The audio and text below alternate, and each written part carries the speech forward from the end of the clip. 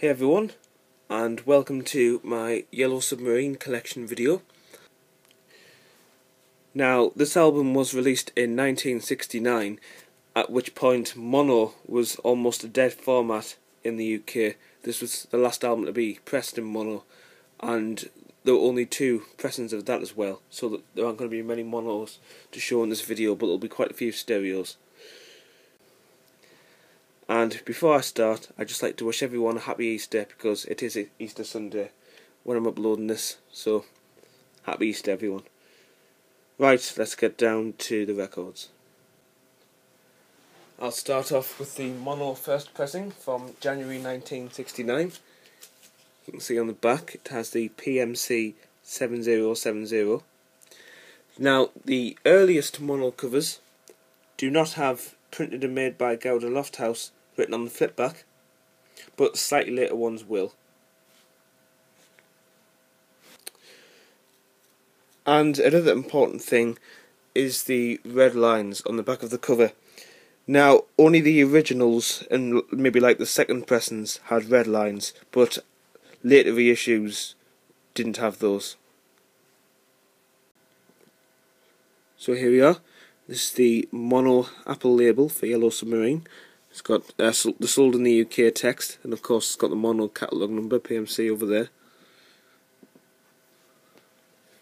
There's side 2. So yeah, to tell if this is a first pressing mono, the thing to look for is the sold in the UK. That's the dead giveaway. And the sold in the UK text was taken off later that year as well, so this is the last album we're going to see sold in the UK text on. And here is the second issue of the mono version of this album, and this was released in 1981. Now, this still has the mono catalogue number on the back of the sleeve, but it also has the word mono written as well. And it's also got no flip backs, and no red lines either. And it has got "Printed and Made by Gowder Lofthouse" on the bottom of the sleeve.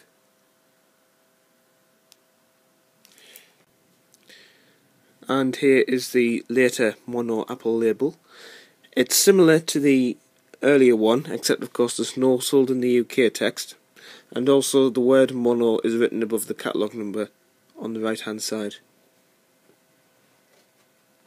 On this side too.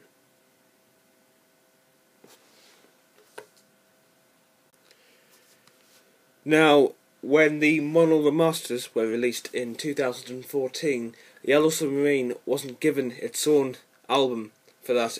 Like, the side 1 tracks in mono were just included on the Mono Masters album, which I thought was quite a shame, really. Although, another thing to note about the mono version of this album is it's not actually proper mono like the other albums were. It was just kind of reprocessed stereo, so the stereo was just kind of converted back into mono. So it's probably not, proper mono, but still. Now here's the first pressing stereo from 1969. There's the stereo catalogue number and the flip backs, and it's also got the red lines too. And like the first mono pressing, this does not have "Printed and Made by Gowder Lofthouse Limited" on the sleeve, on the flip back there. Now the label is exactly the same as the mono, in that it's got the sold in the UK text, and of course it's a nice dark green Apple label, but obviously this is stereo, of course. Unfortunately, there is a bit of label damage to side 2 in this copy, which is a shame.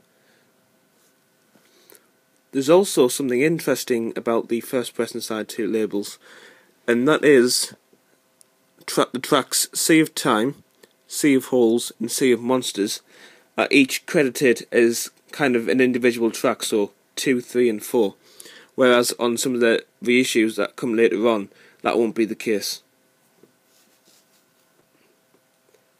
Now here is a second pressing variation C. There are a few variations of this, but I've only got the one. And this one was pressed later on in '69 and also in 1970. Now the sleeve is identical to the first pressing in that it's got the flip backs and the red lines. However, this does have the printed and made by Gowden Lofthouse Limited on the flip back. And here's the label. Now it is very similar to the previous one, except there's no sold in the UK text. Let's take a look at side 2. So if we go back to those 3 instrumental tracks I pointed out earlier on, we see now that track 2 has A, Sea of Time, B, Sea of Holes, and then Sea of Monsters is track 3. So Sea of Time and Sea of Holes were 2 different tracks on the first press, but they're just classed as A and B of track 2 on the second press.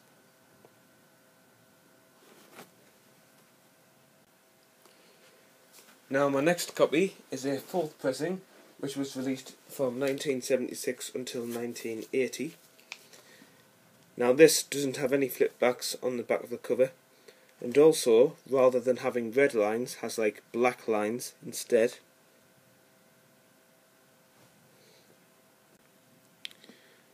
Now the apple here is definitely a lot lighter than the dark green 1969 issue.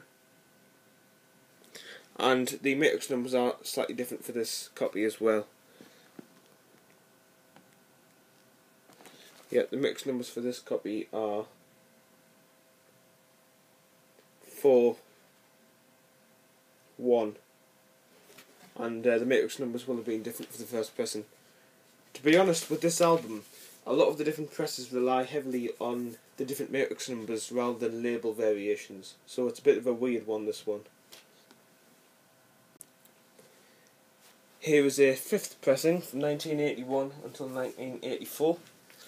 Now, this doesn't have flip backs either, but this one has no lines whatsoever on the back.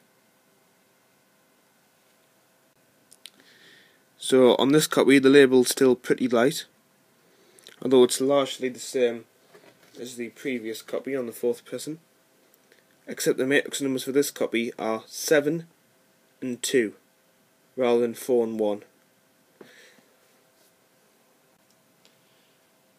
Here is the 6th pressing of this album, and this is from 1984 until sort of the early 90s. And this has a barcode on the back and advertising it for all 3 formats. And there's something else rather interesting about this album, and that is that it's now got the parlophone symbol on the bottom there, as well as also having the apple on that side as well. So it's got the parlophone logo on there now. Now it's easy to identify this copy, and that's because the perimeter text goes all the way around the label, whereas it normally kind of has gaps here and here. Here's side 2. Same with the perimeter text, goes all the way around.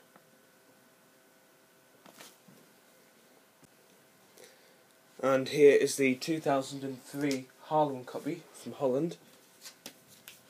That has the same barcode as the last one, and also has the parlophone and apple symbols on the cover. And this has the usual dish effect on the label, which is the same across all Harlem pressings.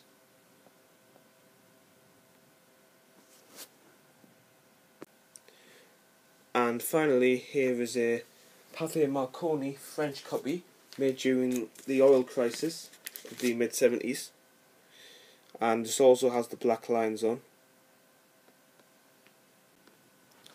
And this is of course made in France by Pathé Marconi.